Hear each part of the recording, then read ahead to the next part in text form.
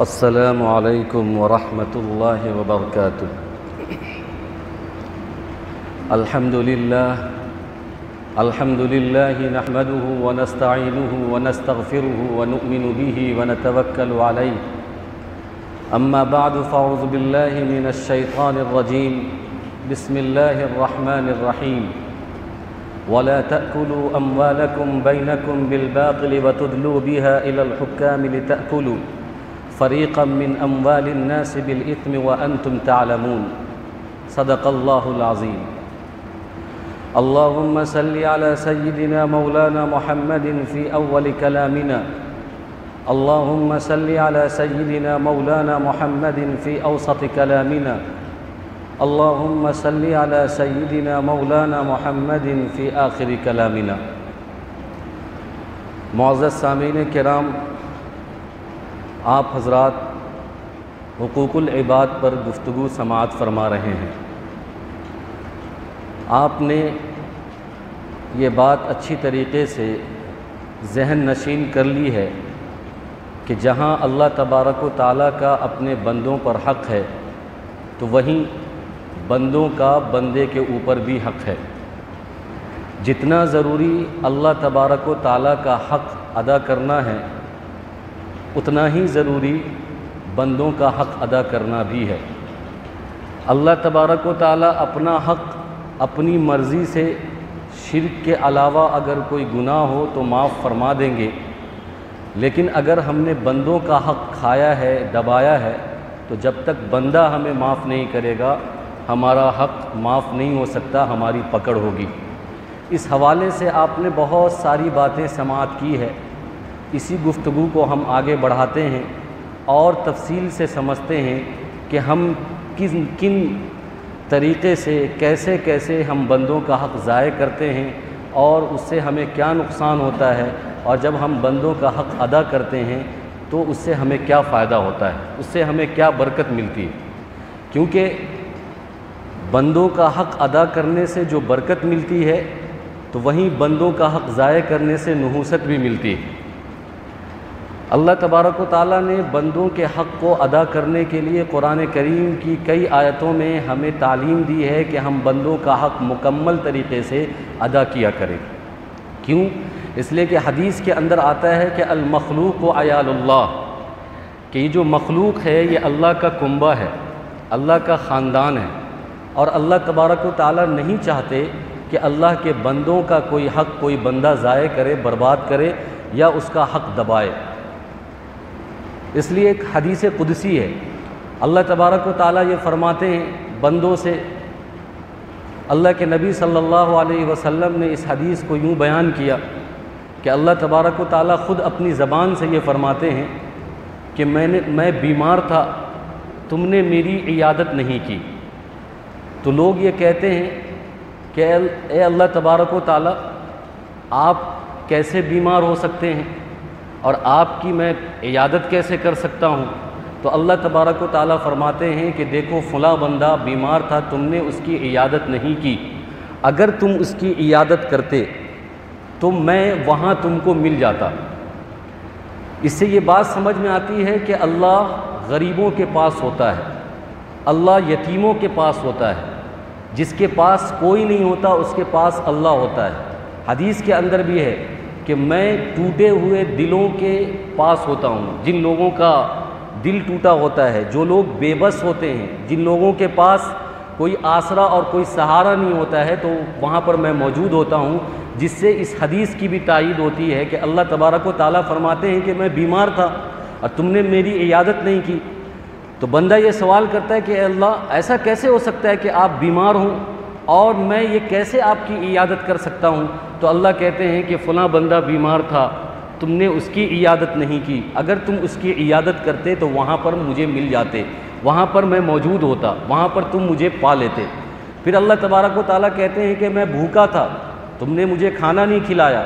میں پیاسا تھا، تم نے مجھے پانی نہیں پلایا۔ بندہ یہ کہتا ہے کہ اے اللہ، ایسا کیسے ہو سکتا ہے کہ تو بھوکا رہے اور تجھے میں کھانا کھلاؤں، تو پیاسا رہے اور تجھے میں پانی پلاؤں، یہ تو ممکن ہی نہیں ہے۔ تجھے بھوک نہیں آتی، تجھے نیند نہیں آتی، اور تجھے پیاس نہیں لگتی، اور تجھے تھکن نہیں ہوتی، تو بیمار نہیں ہوتا ہے، تو وراء الورا ہے، یہ ساری چیزیں تمہارے ساتھ تو نہیں ہو سکتی ہے۔ تو اللہ کہتا ہے کہ یہ میرے بندوں کے ساتھ ہوتی ہے۔ میرا بندہ بھوکا ہوتا ہے، میرا بندہ پیاسا ہوتا ہے، میرا بندہ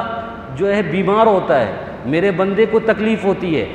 تم اگر وہاں پر جاتے، اس کے بھوک کو مٹاتے، اس کی پیاس کو مٹاتے اور اس کی عیادت کرتے تو وہاں پر میں مل جاتا۔ اس سے یہ بات سمجھ میں آتی ہے کہ میں نے جو کہا کہ مخلوق اللہ کا کنبہ ہے، مخلوق اللہ کا خاندان ہے، تو اللہ تبارک و تعالیٰ اپنے خاندان کے حق کو ادا کرنے کے لیے اس حدیث کے اندر، حدیث قدسی میں اس طرح فرماتے ہیں کہ بندوں کی بیماری میری بیماری ہے۔ بندہ اگر بھوکا ہے تو میں بھوکا ہوں، بندہ اگر پیاسا ہے تو میں پیاسا ہوں۔ تو کوئی بندہ پیاس کی وجہ سے مر رہا ہے، بھوک کی وجہ سے مر رہا ہے، بیماری کی وجہ سے مر رہا ہے، اس کا مطلب یہ ہے کہ میرا خاندان، میرا کنبہ اور میرے لوگ، میرے بندے ختم ہو رہے ہیں، لہٰذا تم ان کے حقوق کو ادا کرو، تم ان کا حق ادا کرو۔ ایک دوسری حدیث کے اندر اللہ کے نبی صلی اللہ علیہ وسلم فرماتے ہیں، یہ بخاری شریف کی حدیث ہے کہ المسلم اخو المسلم، کہ مسلمان کا بھائی ہوتا ہے، اور جب مسلمان کا بھائی ہوتا ہے تو اس کو کیا کرنا چاہیے؟ اللہ کے نبی صلی اللہ علیہ وسلم فرماتے ہیں کہ مسلمان کسی مسلمان پر ظلم نہیں کرتا، لا یظلمہ ولا یسلمہ، کہ مسلمان کسی مسلمان پر ظلم نہیں کرتا اور کسی ظلم کے حوالے نہیں کرتا۔ کیا مطلب ہے اس کا؟ یعنی ظلم نہیں کرتا ہے، اس کا حق ادا کرتا ہے، اس کو دھوکہ نہیں دیتا ہے، اس پر زیادتی نہیں کرتا ہے، اس کے ساتھ بےایمانی نہیں کرتا ہے، اس کے ساتھ شیطانی نہیں کرتا ہے، اس کا جو پراپر حق ہے، مکمل حق وہ ادا کرتا ہے۔ ایک مسلمان پر ظلم زیادتی کے بارے میں سوچ نہیں سکتا ہے، اور اس کے ساتھ بےایمانی نہیں کر سکتا ہے، اس کے ساتھ دھوکہ دھڑی نہیں کر سکتا ہے، اس کے ساتھ جھوٹ نہیں بول سکتا ہے، اور صرف یہ کہ وہ ظلم نہیں اس کے ساتھ کرتا بلکہ وہ ظلم کے حوالے بھی نہیں کرتا۔ یعنی ایسا بھی نہیں ہے کہ ایک مسلمان اپنے آنکھ کے سامنے دیکھتا رہے کہ کسی دوسرے مسلمان پر کوئی دوسرا ظلم کر رہا ہے، یہ بھی ایک مسلمان نہیں کر سکتا۔ پھر اللہ کے نبی صلی اللہ علیہ وسلم نے آگے فرمایا کہ جو مسلمان اپنے کسی مسلمان کی ضرورت پوری کرتا ہے، اللہ تبارک و تعالیٰ اس کی ضرورت پوری کرتے ہیں، اور جو مسلمان کسی مسلمان کی مصیبت کو دور کرتا ہے، اللہ تبارک و تعالیٰ قیامت کی مصیبتوں میں سے ایک مصیبت اس کی دور کرتا ہے۔ جو مسلمان کسی مسلمان کے عیب کو چھپاتا ہے، اللہ تبارک و تعالیٰ قیامت کے دن اس کے عیب کو چھپائیں گے۔ یہ حدیث بھی اس بات پر دلالت کرتی ہے، اس بات کو ظاہر کرتی ہے اور بتا رہی ہے، تعلیم دے رہی ہے کہ ہمیں ہر مسلمان کا حق 100% ادا کرنا چاہیے، ضائع نہیں کرنا چاہیے، برباد نہیں کرنا چاہیے، بےایمانی نہیں کرنا چاہیے۔ ان حدیثوں سے تو ہمیں یہ بات سمجھ میں آ گئی کہ جو یہ کہا جاتا ہے کہ مخلوق اللہ کا کنبہ ہے، مخلوق اللہ کا خاندان ہے، تو اس لیے ان کی رعایت کرو، ان کا حق ادا کرو، ان کے ساتھ ظلم زیادتی نہ کرو، ان کے ساتھ دھوکہ دھڑی نہ کرو۔ یہ سمجھانے کے لیے میں نے 2 حدیث آپ کے سامنے رکھی ہے۔ قرآن کریم کے اندر اللہ تبارک و تعالیٰ نے مخلوق کے حق کو ادا کرنے کے لیے بار بار قرآن کریم کی آیت سے ہمیں بتا رہا ہے کہ مخلوق کا حق ادا کرو۔ ایک آیت ہے 2 پارے کی سورہ بقرہ کی، اللہ تبارک و تعالیٰ فرماتے ہیں یا ایھا الناس کلوا مما فی الارض حلالا طیبا ولا تتبعوا خطوات الشیطان انہ لکم عدو مبین، کہ اے لوگو تم زمین میں سے وہ چیز کھاؤ جو کہ حلال ہے، جو کہ پاک ہے، جو صحیح ہے، ولا تتبعوا خطوات الشیطان، اور شیطان کے نقش قدم پر مت چلو، انہ لکم عدو مبین، یہ تمہارا کھلا ہوا دشمن ہے۔ اس آیت سے یہ بات سمجھ میں آتی ہے کہ اللہ تبارک و تعالی ہمیں بتانا چاہتے ہیں کہ دیکھو اگر تم کو حلال مال جمع کرنا ہے، حلال کمائی کرنی ہے، حلال کھانا کھانا ہے، تو اس کے لیے ضروری ہے کہ اس میں کسی کی حق تلفی نہ ہو، اس کے لیے ضروری یہ ہے کہ کسی کے مال کے ساتھ چھیڑ خانی نہ ہو، اس کے لیے ضروری یہ ہے کہ کسی کے حق کے ساتھ ظلم زیادتی نہ ہو، اس کے لیے ضروری یہ ہے کہ کسی حق کے ساتھ بے ایمانی نہ ہو، تبھی تو حلال ہوگا نا۔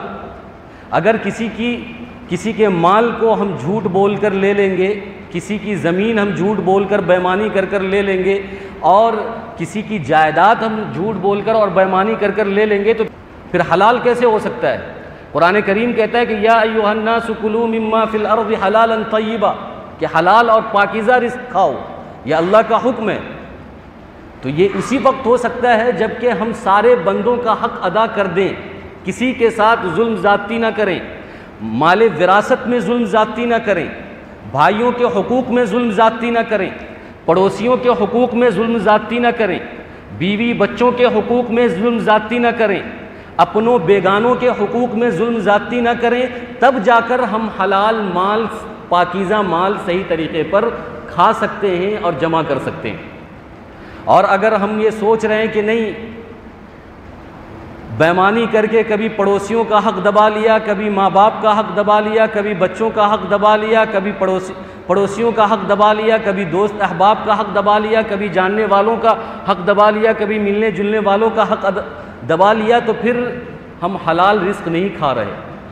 پھر ہم حرام رزق کھا رہے۔ اسی وجہ سے اللہ تبارک و تعالیٰ نے قرآن کریم کے اندر دوسری جگہ ارشاد فرمایا فَكُلُوا مِمَّا رَزَقَكُمُ اللَّهُ حَلَالًا طَيِّبًا وَاشْكُرُوا نِعْمَةَ اللَّهِ إِن كُنتُمْ إِيَّاهُ تَعْبُدُونَ، کہ اللہ تبارک و تعالیٰ نے جو مال تمہیں عطا کیا ہے، جو جائیداد تمہیں عطا کی ہے، جو زمین تمہیں عطا کیا ہے، جو بھی ملکیت تمہیں عطا کی ہے، جس کے تم مالک ہو، حلال طریقے سے تم مالک بنا دیے گئے ہو، یہی تمہارا ہے، اسی میں سے تم کھاؤ، اسی میں سے تم خرچ کرو، اسی میں سے تم انویسٹ کرو، اور اللہ کا شکر ادا کرو، زیادہ لالچ نہ کرو۔ وَاشْكُرُوا لِلَّهِ، جو تمہیں مل گیا حلال طریقے سے، جو تمہیں حاصل ہو گیا حلال طریقے سے، جو تمہاری ملکیت میں آ گیا ہے، تمہارے حق میں آ گیا ہے، اسی پر اکتفا کرو، اسی میں سے تم کھاؤ، اسی کو خرچ کرو۔ وَاشْكُرُوا لِلَّهِ، زیادہ لالچ مت کرو، ظلم سے، زیادتی سے، دھوکہ سے، جھوٹ سے، فریب سے کسی دوسرے کا مال اپنے مال کے ساتھ مت ملا لو، اگر تم اللہ کے سچے اور پکے بندے ہو۔ ان کنتم ایاہ تعبدون، اگر تم یہ دعویٰ کرتے ہو کہ نہیں میں اللہ کی عبادت کرتا ہوں، میں اللہ کی ریاضت کرتا ہوں، اور میں سچا ہوں، میں پکا ہوں، میں موحد ہوں، میں مومن ہوں، تو اللہ تبارک و تعالیٰ کہتے ہیں کہ جو تمہیں مل گیا ہے فَكُلُوا مِمَّا رَزَقَكُمُ اللَّهُ حَلَالًا طَيِّبًا، تو وہی مال کھاؤ جو حلال ہے، جو طیب ہے، جو پاک ہے، جو پاکیزہ ہے، اس میں کوئی ہیچ پیچ نہیں، اس میں کوئی الجھن نہیں، اس میں کسی کا حق نہیں، اور اس میں کوئی ظلم نہیں، زیادتی نہیں، دھوکہ نہیں، جھوٹ نہیں، فریب نہیں، وہی مال کھاؤ اور اللہ کا شکر ادا کرتے رہو۔ تیسری آیت کے اندر اللہ تبارک و تعالیٰ یہ فرماتے ہیں کہ یا ایھا الذین آمنوا کلوا من طیبات ما رزقناکم واشکروا للہ ان کنتم ایاہ تعبدون، کہ اے ایمان والو تم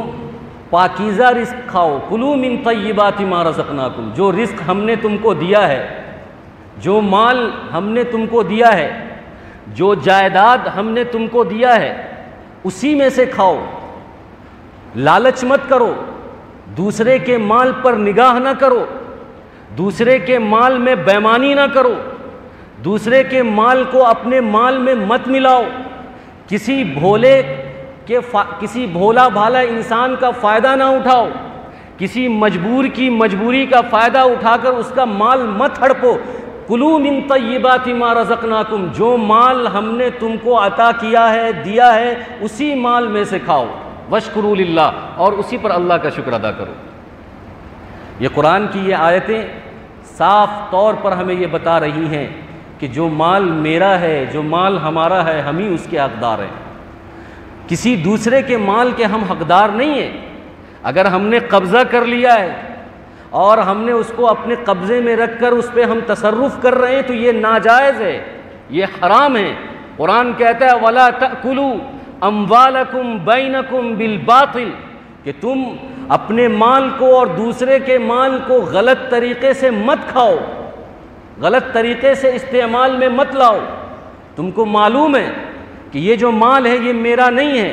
یہ میرے حصے کا نہیں ہے، آج کتنے بھائی بہنوں کی زمین کو کھا جاتے ہیں، بہنیں کی زمین کو بیچ دیتے ہیں، اس کا ترکہ نہیں دیتے ہیں، وراثت میں اس کو حق نہیں دیتے ہیں۔ جب شریعت وراثت کا حق بہنوں کو دیتی ہے اور اس کو کہتی ہے کہ بھائی کا 2 حصہ ہے، یوصیکم اللہ فی اولادکم للذکر مثل حظ الانثیین، کہ لڑکے کا 2 حصہ اور لڑکی کا 1 حصہ، یہ اللہ نے طے کیا ہے، قرآن میں طے کر دیا ہے۔ پھر ہم اور آپ کون ہوتے ہیں کہ بہنوں کا حصہ ہم نہیں دیتے ہیں، اس کا ترکہ نہیں دیتے ہیں، بہانہ کرتے ہیں کہ شادی میں خرچ ہو گیا اور اتنا ہم نے قرض ادا کر دیا اور ہاسپٹل میں لگا دیا اور اس میں لگا دیا اور اس میں لگا دیا۔ تو یہ ناجائز طریقے سے بہن کے مال کو دبانا ہوا، بہن کے مال پر قبضہ کرنا ہوا، اور زندگی بھر یہ بہن کے مال پر قبضہ کر کے مالدار بنا ہوا ہوتا ہے اور بہن بیچاری غریب ہوتی ہے۔ تو قرآن کہتا ہے وَلَا تَأْكُلُوا أَمْوَالَكُمْ بَيْنَكُمْ بِالْبَاطِلِ، کہ نہ کھاؤ مالوں کو، نہ کھاؤ اپنی پونجی کو غلط طریقے سے، فاسد طریقے سے، غلط بیانی سے، جھوٹ بول کر، دھوکہ دے کر، ظلم کر کے، زیادتی کر کے، اپنے پاور کا استعمال کر کے، اپنے لاٹھی کا استعمال کر کے، اپنی طاقت کا استعمال کر کے کسی کے مال کو ہڑپو نہیں، جو اس کا مال ہے، جو اس کی ملکیت کا مال ہے وہ اس کو دو۔ قرآن کریم کی ان 3-4 آیتوں سے آپ سمجھ گئے ہوں گے کہ اللہ تبارک و تعالیٰ نے کتنے صاف اور صریح الفاظ کے ساتھ ہمیں تعلیم دے رہا ہے کہ بھائی پاکیزہ مال کھاؤ، اپنا مال کھاؤ، اپنی ملکیت کا مال کھاؤ، کسی کا مال نہ دباؤ۔ اس میں کوئی ہیچ پیچ نہیں ہے قرآن کریم کی اس آیت کے اندر۔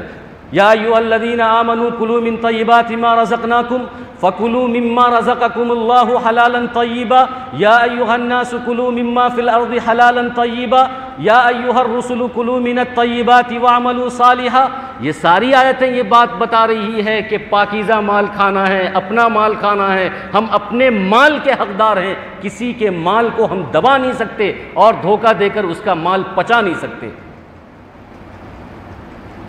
لیکن ہر انسان کو مال کا لالچ ہوتا ہے، مال کا ہر انسان حریص ہوتا ہے۔ اس لیے اللہ کے نبی صلی اللہ علیہ وسلم نے یہ بات ارشاد فرمائی کہ ہر امت کا ایک فتنہ ہے، ہر امت میں ایک فتنہ ہوا کرتا ہے۔ وَفِتْنَةُ أُمَّتِي الْمَالِ، اور میری امت کا فتنہ مال ہے۔ اچھے اچھے متقی ڈگمگا جاتے ہیں جب ہری ہری نوٹ دیکھتے ہیں، ریال دیکھتے ہیں تو خیال خراب ہو جاتا ہے، ریال پر اپنا خیال خراب کر لیتے ہیں۔ اچھے اچھے لوگوں کا تقوی جواب دے دیتا ہے، اچھے اچھے ایماندار بیمان ہو جاتے ہیں جب وہ نوٹ کی گدی دیکھتے ہیں، جب مال دیکھتے ہیں۔ ساری ایمان کی تعلیم اور اسلام کی تعلیم اور قرآن کی تعلیم بھول جاتے ہیں۔ تو اللہ کے نبی صلی اللہ علیہ وسلم نے یہی ارشاد فرمایا کہ وہ فتنۃ امتی المال، کہ میری امت کا فتنہ مال ہے، میری امت مال سے آزمائی جائے گی، مال سے اس کے ایمان کا، اس کے اعمال کا امتحان ہوگا۔ یہ دیکھا جائے گا کہ یہ ایمان کے اندر کتنا مضبوط ہے، اعمال میں کتنا مضبوط ہے۔ عبادت سے نہیں دیکھا جائے گا کہ اس کی عبادت کتنی ہے اور یہ کتنا متقی ہے، یہ دیکھا جائے گا کہ یہ حرام اور حلال میں کتنی تمیز کر رہا ہے، یہ کتنے کا حق ادا کر رہا ہے اور کتنے کا حق دبوچ رہا ہے اور کتنے کا حق کھا رہا ہے، یہ دیکھا جائے گا۔ آپ دیکھیے حلال طریقے سے جو مال ہم حاصل کرتے ہیں، جمع کرتے ہیں یا اس کو استعمال کرتے ہیں، اس کا اپنا فائدہ ہے، اس کی اپنی ایک برکت ہے، اس کی اپنی ایک چاشنیت ہے، اس کی اپنی ایک نورانیت ہے۔ قرآن کریم کے اندر اللہ تبارک و تعالیٰ نے فرمایا یا ایھا الرسل کلوا من الطیبات واعملوا صالحا، کہ اے رسولو، اے نبیو، تم پاکیزہ مال کھاؤ۔ آپ کو تعجب ہوگا، کیا آپ کسی نبی اور رسول کے بارے میں یہ تصور کر سکتے ہیں کہ کوئی نبی اور رسول غلط طریقے سے مال جمع کریں گے اور کھائیں گے؟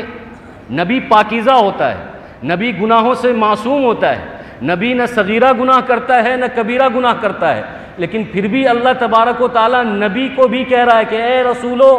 اے نبیوں، تم پاکیزہ رزق کھاؤ، یہ بتانے کے لیے کہ نبی کے لیے بھی گنجائش نہیں ہے،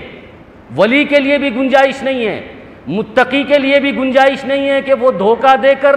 ظلم کر کے، جھوٹ بول کے اور 19-20 کر کے، آگے پیچھے کر کے، الجھن پیدا کر کے، فساد پیدا کر کے، لڑائی جھگڑا کر کے کسی دوسرے کا مال ہڑپ لیا۔ یہ نبی کے لیے بھی اجازت نہیں ہے، حالانکہ نبی کے بارے میں یہ تصور ہو نہیں سکتا ہے۔ نبی ایک پاکیزہ شخصیت ہوتے ہیں۔ اصل میں نبی کے واسطے سے امتی کو تعلیم ہے، امت کو یہ بتایا گیا ہے۔ نبی تو ایسا کر نہیں سکتے، تو اللہ تبارک و تعالی ہمارا ذہن کھولنا چاہتے ہیں کہ نبی ایسا نہیں کر سکتے ہیں، ولو بالفرض، اگر مان لیں کہ نبی ایسا کر سکتے ہیں تو ان کو بھی منع ہے،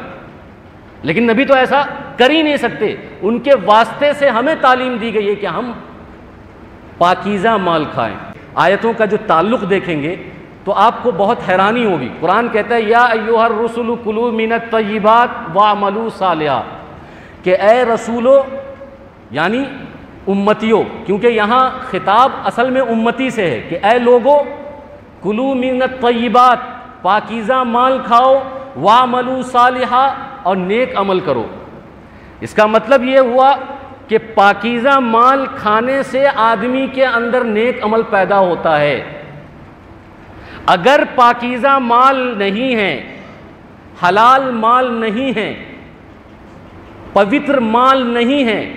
کلین مال نہیں ہے، تو اس کے اندر عمل صالح پیدا نہیں ہو سکتا ہے، نیک عمل وہ نہیں کر سکتا ہے۔ قرآن کریم نے دونوں کو ایک جگہ اس لیے ذکر کیا ایک ہی آیت کے اندر، دو ٹکڑے کو، کہ پاک مال کھاؤ واعملوا صالحا، اور نیک عمل کرو۔ نیک عمل کے لیے شرط یہ ہے کہ ہم پاک غذا کھائیں، پاک مال حاصل کریں، اور اس میں کسی کا حق نہ نکلے، ایسی ملکیت کے ہم مالک بنے جس میں کسی بھی انسان کا حق نہ ہو، تب جا کر ہمارے اعمال میں سدھار پیدا ہوگا، تب ہمارا عمل نیک عمل بنے گا۔ تو ایک فائدہ تو یہ ہے کہ اگر ہم پاکیزہ مال کھاتے ہیں، دوسروں کا مال نہیں دباتے ہیں، دوسرے کے مال میں گھوٹالہ نہیں کرتے ہیں، تو ہم جو دن بھر رات بھر نیک عمل کرتے ہیں تو وہ نیک عمل کہلائے گا۔ لیکن اگر ہم نے گھوٹالہ کیا کسی کے مال میں کسی طریقے سے بھی، تو چاہے ہم کتنا بھی نیک عمل کرتے رہیں وہ نیک عمل بنے گا ہی نہیں۔ حدیث کے اندر اللہ کے نبی صلی اللہ علیہ وسلم نے یہ فرمایا کہ اگر کسی انسان کے اندر، جس کے راوی ہیں حضرت عبداللہ ابن عمر، سنن ترمذی کے اندر یہ حدیث موجود ہے کہ جو آدمی 4 چیزیں جس کے اندر ہو، اس کو کسی اور چیز کی پرواہ نہیں کرنی چاہیے، وہ آدمی نجات حاصل کر لے گا۔ 4 چیزیں جس کے اندر ہو، اس کو کسی اور چیز کی پرواہ نہیں کرنی چاہیے کہ اور چیز ہے یا نہیں ہے۔ وہ 4 چیزیں کیا ہے؟ سب سے پہلی چیز کہ امانت میں خیانت نہ کی جائے۔ اس کا بھی تعلق بندوں سے ہے کہ کسی کی امانت ہمارے پاس رکھی ہوئی ہے، اس امانت میں ہم خیانت کر رہے ہیں، اس کا وہ مال بھی ہو سکتا ہے، سامان بھی ہو سکتا ہے، زمین بھی ہو سکتا ہے، جائیداد بھی ہو سکتا ہے، کچھ بھی ہو سکتا ہے۔ اگر وہ چیز ہمارے پاس ہے اور اس میں ہم خیانت کر رہے ہیں کہ ارے وہ اس کو کیا پتہ وہ نہیں آئے گا، اس طریقے سے شک اور شبہ پیدا کر کے جو ہے ہم اس کے جائیداد میں یا اس کے مال میں تصرف کر رہے ہیں، تو یہ خیانت ہے۔ تو اللہ کے نبی صلی اللہ علیہ وسلم فرماتے ہیں کہ 4 خصلتیں جن کے اندر ہو تو وہ ناجی ہے، وہ کامیاب ہے، اور اگر 4 خصلتیں اس کے اندر نہیں ہیں تو وہ ناکام ہے۔ سب سے پہلی چیز ہے کہ خیانت نہ کرتا ہو۔ دوسری چیز وصدق اللسان، کہ اس کی زبان سچی ہو۔ اس کا تعلق بھی بندوں سے ہے۔ چونکہ میں حقوق العباد بیان کر رہا ہوں تو آپ کو ایک ایک چیز سمجھنی ہوگی کہ کہاں کہاں پر حقوق العباد کو ہم ڈیمیج کرتے ہیں۔ اس کا تعلق بھی بندوں سے ہے۔ وصدق اللسان، کہ ہم جب زبان جھوٹی اختیار کرتے ہیں تو کبھی کسی کی عزت اچھالنے میں جھوٹی زبان اختیار کرتے ہیں، کبھی کسی پر الزام لگانے میں جھوٹی بیان استعمال کرتے ہیں، یا کبھی کسی کا حق دبانے کے لیے جھوٹی بات استعمال کرتے ہیں، جھوٹی قسمیں کھاتے ہیں، کسی کا مال جمع کرنے کے لیے جھوٹی قسمیں کھاتے ہیں۔ وصدق اللسان، اگر زبان سچی ہے تو آدمی دھوکہ نہیں دے سکتا۔ زبان سچی ہے تو کسی آدمی کا مال فراڈ نہیں کر سکتا، کسی کے مال میں گھٹالہ نہیں کر سکتا، کیونکہ وہ اپنے زبان سے یہ اقرار کرے گا کہ یہ میرا نہیں ہے، یہ میرا حصہ نہیں ہے۔ اور اگر زبان جھوٹی ہے تو وہ 10 مرتبہ قسمیں کھائے گا، باپ کی قسم کھائے گا، خاندان کی قسم کھائے گا، 7 نسلوں کی قسم کھائے گا، 7 پشتوں کی قسم کھائے گا، قرآن کی قسم کھائے گا اور کہے گا کہ یہ میرا ہے، یہ میرا کھوٹا ہے، یہ میری زمین ہے، یہ میرا کھیت ہے، یہ میرا غلہ ہے، یہ میرا اناج ہے۔ تو اس کا تعلق بھی بندوں سے ہے۔ تو وہ صدق اللسان، کہ زبان اس کی سچی ہو۔ اور تیسری چیز جو بیان کی گئی کہ وَإِقَّةٌ فِي طُعْمَةٍ، کہ وہ حرام چیزوں سے، حرام مالوں سے اپنے آپ کو بچاتا ہو اور حلال چیزوں کا اور حلال مال کا وہ پابند ہو۔ جو آدمی حرام چیزوں سے اپنے آپ کو بچاتا ہے، حلال مال کا پابند کرتا ہے، تو اللہ کے نبی صلی اللہ علیہ وسلم فرماتے ہیں کہ وہ شخص ناجی ہے، وہ شخص کامیاب ہے۔ اور چوتھی چیز ہے وہ حسن الخلیقہ، بہترین اخلاق، اخلاق اچھا ہو، زبان سچی ہو، حلال مال وہ کھاتا ہو، لوگوں کے ساتھ اچھائی سے پیش آتا ہو۔ یہ ساری چیزیں انسان کو کامیاب بناتی ہے اور نجات کی طرف لے کر جاتی ہے۔ اسی طریقے سے ایک حدیث کے اندر اللہ کے نبی صلی اللہ علیہ وسلم نے فرمایا کہ آدمی اگر جنت میں داخل ہونا چاہتا ہے، یہ سنن بیہقی کی روایت ہے، اللہ کے نبی صلی اللہ علیہ وسلم فرماتے ہیں کہ من اکل حلالا، کہ جو شخص حلال مال کھاتا ہے، وعمل بالسنہ، اور سنت کی اتباع کرتا ہے، اور کوئی انسان کو وہ تکلیف نہیں دیتا ہے، دخل الجنہ، جنت میں داخل ہوگا۔ 3 کام اگر وہ کرتا ہے، حلال کھاتا ہے، سنت کی اتباع کرتا ہے، کسی انسان کو تکلیف نہیں دیتا ہے، دخل الجنہ، جنت میں داخل ہوگا۔ پہلی حدیث کے اندر 4 خصلتیں اپنے اندر پیدا کرتا ہے، کامیاب ہو جائے گا۔ دوسری حدیث کے اندر 3 کام صرف کرتا ہے، جنت میں داخل ہوگا۔ اور اس سے پہلے قرآن کی آیت میں نے کہا کہ یا ایھا الرسول کلوا من الطیبات، کہ اگر پاکیزہ مال آدمی کھاتا ہے تو اس کے جسم سے نیک عمل پیدا ہوتا ہے۔ یہ تو فائدے ہیں حلال چیز کا، بندوں کا حق ادا کرنے کا، بےایمانی نہ کرنے کا، جھوٹ نہ بولنے کا، دھوکہ نہ دینے کا، یہ فائدہ ہے۔ نقصان کیا ہے؟ نقصان بہت سنگین ہے، بہت سخت وعید ہے حدیث کے اندر۔ ایک صحابی ہیں حضرت سعد بن وقاص رضی اللہ تعالیٰ عنہ،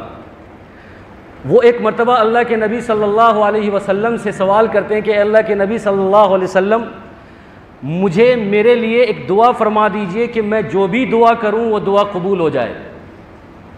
ایسی دعا میرے لیے کر دیجئے کہ میں جو بھی دعا کروں وہ دعا میرے لیے قبول ہو جائے۔ تو اللہ کے نبی صلی اللہ علیہ وسلم نے یہ نہیں کہا کہ جاؤ وہاں کے خاک چھان لو اور اس پہاڑ پہ چڑھ جاؤ، 10 رکعت نماز پڑھ لو اور تلاوت کر لو اور عبادت کر لو، نہیں، کوئی عبادت کی بات اللہ کے نبی صلی اللہ علیہ وسلم نے نہیں فرمائی۔ آپ صلی اللہ علیہ وسلم نے فرمایا کہ بس حلال کھانے کا اہتمام کرو، حلال اگر تم کھاتے رہو گے تم مستجاب الدعوات ہو جاؤ گے، تکن مستجاب الدعوہ،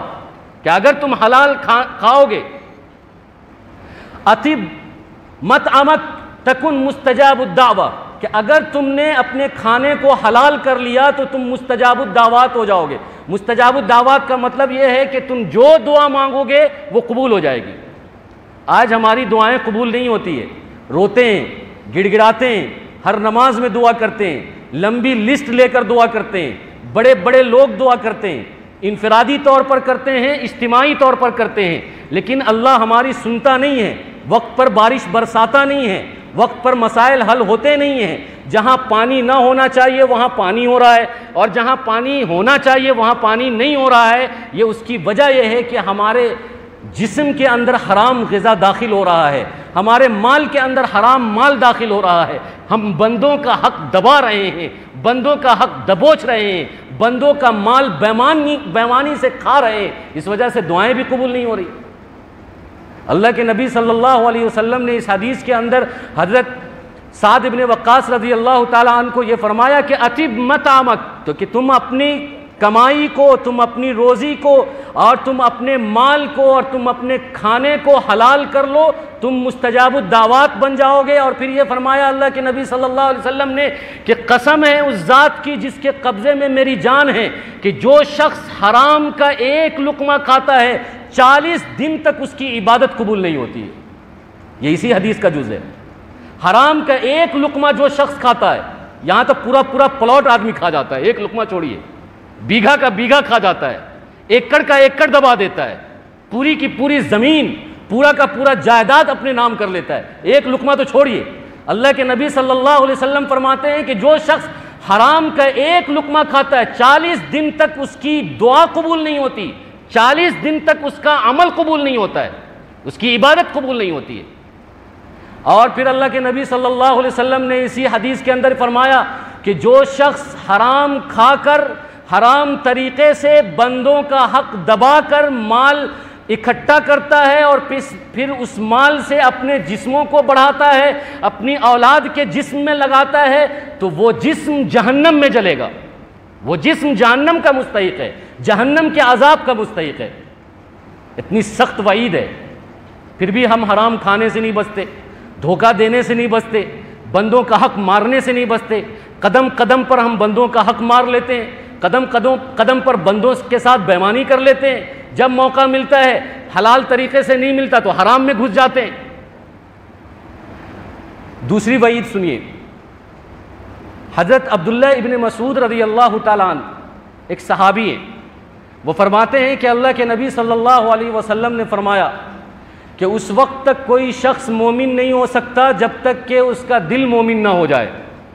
اس وقت تک کوئی شخص مومن نہیں ہو سکتا جب تک کہ اس کا پڑوسی اس کی مصیبت سے محفوظ نہ رہے۔ پڑوسی محفوظ رہے، دل مومن رہے تو مومن ہوگا۔ اور پھر اللہ کے نبی صلی اللہ علیہ وسلم نے آگے یہ فرمایا کہ جو شخص حرام طریقے سے مال کماتا ہے، کھاتا ہے، اکٹھا کرتا ہے، پھر اس مال کا وہ صدقہ کرتا ہے تو اس کا صدقہ قبول نہیں ہوگا، اور اگر اس مال کو وہ خرچ کرتا ہے، کہیں پر لگاتا ہے، اس مال میں برکت نہیں ہوگی، اور اگر اس مال کو وہ اپنے وارثین کے لیے چھوڑتا ہے تو وہ وارثین کے لیے مال نہیں چھوڑ رہا، جہنم کا دروازہ اور جہنم چھوڑ رہا ہے وہ اپنے وارثین کے لیے۔ پھر اللہ کے نبی صلی اللہ علیہ وسلم نے ہمیں یہ بتایا ہے کہ حرام کھانے والا، حرام کمانے والا، دھوکہ دے کر ملکیت جمع کرنے والا، دھوکہ اور فراڈ کے ساتھ زمین جائیداد یا کوئی بھی مال جمع کرتا ہے تو وہ کتنا بھی صدقہ کر لے، کتنا بھی خیرات کر لے، کتنا بھی نیک عمل کر لے، وہ صدقہ اور خیرات ہوگا ہی نہیں، مانا ہی نہیں جائے گا اس کو صدقہ اور خیرات، اور اس میں برکت ہی نہیں ہوگی۔ بینک کا بینک جمع کر لے، گھر کا گھر اناج سے جمع کر لے، غلہ جمع کر لے، لیکن اگر اس میں کسی کا حق ہے تو اس میں برکت نہیں ہے، وہ کبھی ڈکیت کے حوالے ہو جائے گا، کبھی چور کے حوالے ہو جائے گا، کبھی ظالم کے حوالے ہو جائے گا، کبھی کسی اور کے حوالے ہو جائے گا، وہ اس میں برکت نہیں پائے گا۔ اللہ کے نبی صلی اللہ علیہ وسلم فرماتے ہیں کہ لا تزول قدم ابن آدم حتی یسأل عن خمس،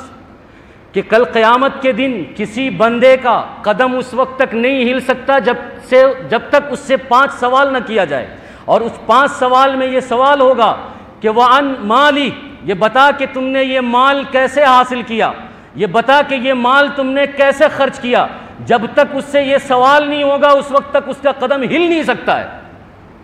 آج دنیا میں مال کی ہوس ہے، مال کی لالچ ہے، مال کی طمع ہے، اور ہوس لالچ طمع میں ہم کسی پر ظلم کرتے ہیں، دھوکہ دیتے ہیں، طاقت دکھاتے ہیں اور فراڈ کرتے ہیں اور گھوٹالہ کرتے ہیں، مال اپنے نام کر لیتے ہیں اور رجسٹری اپنے نام کر لیتے ہیں۔ اللہ تبارک و تعالیٰ جب قیامت میں یہ سوال کرے گا کہ بتا یہ مال اور یہ زمین اور یہ جائیداد اور یہ ایکڑ زمین جو تم نے اپنے نام کیا ہے کیسے کیا، کس کے نام سے کیا، کیا ایتھارٹی تھی تمہارے پاس، کیا حق تھا، کیا ملکیت تھی، دکھاؤ، تو اس وقت ہم پھنس جائیں گے، برا پھنسیں گے۔ اور صرف یہ نہیں کہ آدمی اگر مال کسی کا ہڑپ لیتا ہے، کسی پر ظلم زیادتی کرتا ہے تو نقصان صرف اس کو ہوتا ہے، نہیں، اللہ کے نبی صلی اللہ علیہ وسلم فرماتے ہیں کہ اگر کوئی مخلوق کے ساتھ ناانصافی ہوتی ہے، کسی مخلوق کا مال دبوچا جاتا ہے، کسی مخلوق کا مال کو ہڑپا جاتا ہے، تو نقصان صرف اس کو نہیں ہوتا، پوری قوم اس کے اندر آ جاتی ہے۔ اللہ کے نبی صلی اللہ علیہ وسلم فرماتے ہیں کہ اگر کوئی ناپ تول میں کمی کرتا ہے، یہ بھی بندوں کا حق ہے، اگر کوئی ناپ تول میں کمی کرتا ہے، ناپنے میں تولنے میں ڈنڈی مارتا ہے، چھوٹا بھٹکرا ڈالتا ہے اور بڑے بھٹکرے کا پیسہ لیتا ہے، آج کل سارے تاجر ایسے ہی کر رہے ہیں، دھوکہ دے کر سامان تولتے ہیں، بیچتے ہیں۔ قرآن کریم کہتا ہے وَيْلٌ لِّلْمُطَفِّفِينَ، ایسے لوگوں کے لیے ہلاکت ہے جو لوگ ناپ تول میں کمی کرتے ہیں۔ اللہ کے نبی صلی اللہ علیہ وسلم فرماتے ہیں کہ جو لوگ ناپ تول میں کمی کرتے ہیں تو یاد رکھو اللہ اس پر قحط نازل فرماتا ہے۔ قحط کا مطلب یہ ہے کہ خشک سالی، یعنی ہر چیز ایسی نظر آتی ہے کہ کچھ نہیں ہے، کھانے کے لیے کچھ نہیں، رہنے کے لیے گھر نہیں، قحط سالی پڑتی ہے۔ اور اللہ تبارک و تعالیٰ ایسے ظالم حکمراں کو مسلط کرتا ہے جو ظالمین والے حکم اس پر مسلط کرتا ہے، ظالم والے۔ کیا آج یہ دور نہیں ہے؟ آج ہمارا حاکم ظالم نہیں ہے اور وہ بات بات پر ہمارے لیے ایسے فرامین صادر نہیں کرتا جس کا تعلق ظلم سے ہے؟ تو آپ اس کو بلیم کرنے کے بجائے اپنی ذات کو دیکھیں، ہماری ذات کو دیکھیں کہ ایک ظالم بادشاہ جو غلط سلط الٹے سیدھے حکم ہم پر صادر کرتا ہے تو کہیں اس کے اسباب ہم تو پیدا نہیں کر رہے، ہم ہی پیدا کر رہے ہیں۔ ہم لوگوں کے حق دباتے ہیں، ناپ تول میں کمی کرتے ہیں، دھوکہ دیتے ہیں، انسانی حقوق کو دبوچتے ہیں، انسانی حقوق کو پامال کرتے ہیں۔ وہ انسان، وہ بندہ جو اللہ کا کنبہ ہے، اللہ کا خاندان ہے، اللہ کے خاندان کو، اللہ کے کنبے کا حق ہم دباتے ہیں تو ہم پر ایسا ظالم آتا ہے، وہ ناچتا ہے ہمارے اوپر، وہ ایسے ایسے فرامین لاتا ہے جو ہمارے لیے ہمارے بس میں نہیں ہے، جس کو ہم کر نہیں سکتے۔ اس لیے ہمیں اپنے آپ کو سدھارنا ہوگا، ہمیں اپنا حق صرف استعمال کرنا ہوگا، اپنا حق تلاشنا ہوگا۔ آج لوگوں کی بہت بڑی غلط فہمی یہ ہے کہ شکایت یہ ہوتی ہے کہ فلاں نے ہمیں وہ حق نہیں دیا جس کے ہم مالک تھے، لیکن ہونا یہ چاہیے۔ اسلام نے یہ نہیں کہا کہ تم اپنا حق لو، اسلام نے جہاں جہاں پر بھی حق کی بات کی ہے، اسلام کی دیکھیے کتنی پیاری تعلیم ہے، جہاں جہاں پر بھی اسلام نے قرآن اور حدیث کے اندر حق کی بات کی ہے تو اسلام نے یہ کہا کہ تم حق ادا کرو، یہ نہیں کہا کہ تم حق کا مطالبہ کرو، حق ادا کرو۔ تم اگر اپنا حق ادا کرتے رہو گے، ہر آدمی اگر اپنا حق ادا کرے گا، کوئی آدمی ناحق نہیں مرے گا۔ ہر آدمی اگر اپنا حق ادا کر دے، اپنی ذات کا حق ادا کر دے،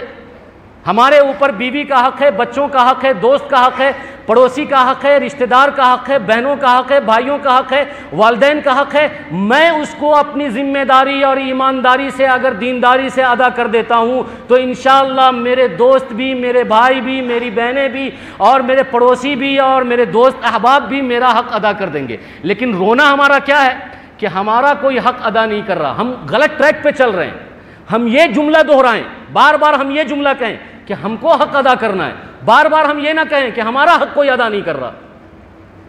آپ کو اپنا حق لینے کی فکر ہے لیکن آپ دوسرے کا حق دینا نہیں چاہتے، دوسرے کا حق دبانا چاہتے ہیں،